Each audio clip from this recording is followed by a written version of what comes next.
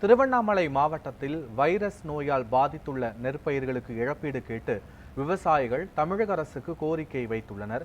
இதுகுறித்து நமது செய்தியாளர் பிரகாஷ் வழங்கிய கூடுதல் தகவல்களை காணலாம். இந்த ஒரு விதமான மர்ம நோயை இந்த பகுதியில் தாக்கி இருக்குது.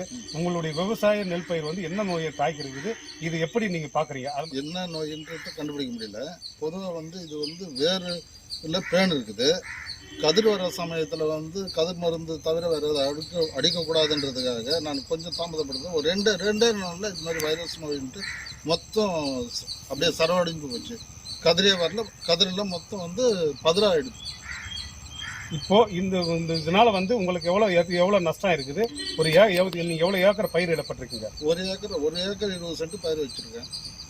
அது மொத்தமே பதிரா தான் இருக்குதே தவிர நெல்மணியே இல்லை. பாதிக்கப்பட்ட நீங்க இப்போ விவசாயிகள் அரசுக்கு எந்த மாதிரி கோரிக்கை வைக்கிறீங்க?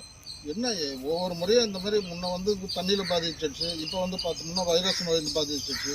நெல் பயிர் வைக்கும்போது ஒவ்வொரு முறையும் எனக்கு இந்த மாதிரி ஒரு பாதிப்பு வந்து. தமிழகத்தின் விவசாய முதுகெலும்பாக விளங்கி வரும் திருவண்ணாமலை மாவட்டத்தில் கடந்த கார்த்திகை மாதம் இந்த பகுதியில் உள்ள விவசாயிகள் அனைவரும் தற்போது சொர்ணாவாரி பட்டம் நெல் நடவு செய்யப்பட்டு அறுவடைக்கு தயாராக இருந்த நிலையில் திருவண்ணாமலை மாவட்டத்தில் உள்ள ஆரணி, மேற்காரணி ஆகிய ஒன்றியங்களில் உள்ள பல்வேறு கிராமங்களில் பல ஏக்கர் விவசாய நிலங்களில் தற்போது ஒரு விதமான மர்ம நோய் தாக்கப்பட்டு அறுவடைக்கு தயாராக இருந்த நெல் பயிர்கள் அனைத்தும் தற்போது நாசமாகி அந்த மர்ம நோயானது நெல் பயிருடைய வேர் வரை பாய்ந்து ஒரு விதமான பூச்சியை உருவாக்கப்பட்டு அந்த பூச்சியால் நெல் பயிர்கள் அனைத்தும் தாக்கப்பட்டு நாசமாகி உள்ளது.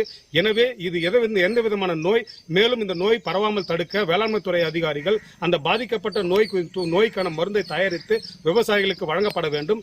மேலும் இந்த பாதிக்கப்பட்ட விவசாயிகளுக்கு அரசு உரிய இழப்பீடு வழங்கப்பட வேண்டும் என்பது இந்த பகுதியிலுடைய விவசாயிகளின் முக்கிய கோரிக்கை உள்ளது.